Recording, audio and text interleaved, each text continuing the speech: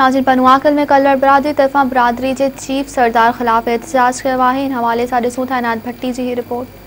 जी, पनवाकल press club के बारा कलवड़ बरादरी के चीफ सरदार खिलाफ बरादरी के माण्हुनि एहतजाजी मुज़ाहिरो किया है। उन्हनि जो छा चवणु आहे, अचो त केस ॻाल्हि ॿोल कयूं।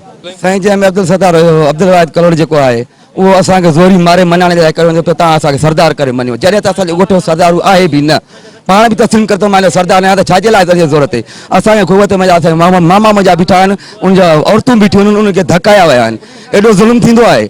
असांखे इहो न कि सरदार खपे थो, न कि सरदार आहे बि सही। इहो असल में ही चीफ सरदार आहे कोन, बेहयाई जो दौर आहे। पंहिंजो पाण खे ज़ोर सां चए थो मां सरदार आहियां। बाक़ी हे हिकिड़ो बेहया कब्ज़ा ग्रुप जो इहो आहे जेको कराची हिते हुते शैतान जा कम जा आहिनि।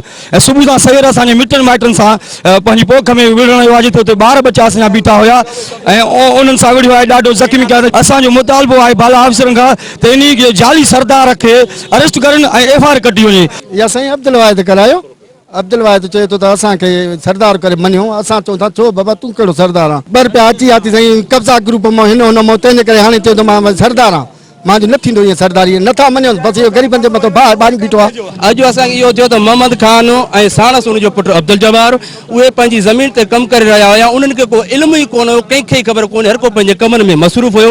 अचानक उन्हनि जे मथां वॾे तादाद में तक़रीबन घटि में घटि न बि 50-60 माण्हू आहे कुहाड़नि ऐं लठनि सां उन्हनि जेको आहे उन्हनि ते हमिलो कयो ऐं बुरी तरह सां उनखे जेको आहे शदीद ज़ख़्मी कयो। असां वडेरे ख़ुदि अब्दुल वाहिद पाण बच कई। सखर जेको आहे सो DIG फिदा हुसैन मस्तोई साहब ऐं सखर SSP साहब खे असां अपील था कयूं त ख़ुदा रा असां सां इंसाफ़ कयो वञे। असां ग़रीब ज़ालिम जे हथ वरी चढ़िया आहियूं। ज़ालिम असां सां ज़ुल्म थो करे, असांखे ज़बरदस्ती वडेरो थो असांखे गिरफ़्तारी खपे।